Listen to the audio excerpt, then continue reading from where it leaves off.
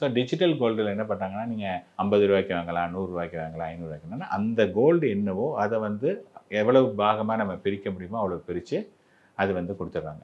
So இப்போ இந்த digital கோல்டில் பொறுத்தவரையும் என்ன அப்படின்னதுன்னா, அதில் வந்து எல்லாருமே வந்து இதை ஒரு ஆப்பர்ச்சுனிட்டியா எடுத்து நிறைய பண்ணுறாங்க. சில பேர் வந்து ஆக்சுவலி என்ன பண்ணணும்னா, உங்களுக்கு கோல்டு குடுக்குறோம்னா, அதுக்கு ஏத்த மாரியான கோல்ட அவங்க வாங்கி வைக்கணும். சில பேர் என்ன பண்ணலாம்னா, அந்த கோல்டுக்கான பைசா வாங்கிட்டு நாளைக்கு வாங்கிக்கலாம் அப்படின்னு நினைச்சுட்டு அது விலை ஏறி போச்சுன்னா மாட்டிப்பாங்க.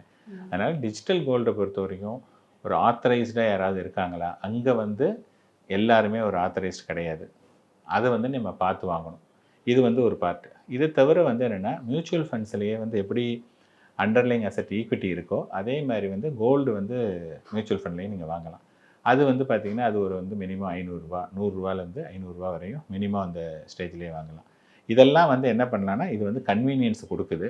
அதோட இல்லாம நம்ம அத ஸ்டோர் பண்ணிக்கணுங்கிற நிலைமை கிடையாது. எப்ப வேணுமோ அப்ப வந்து அத வந்து வித்துக்கலாம். அதாவது நம்மளுடைய மணி, என்னுடைய பணம் வந்து கன்வெர்ட்டட் இன்டூ சம் யூனிட்ஸ். எனக்கு பணம் தேவைங்கும்போது இந்த யூனிட்ஸ வந்து வித்துட்டு, units again converted into cash. அந்த மாரி தான் வருது.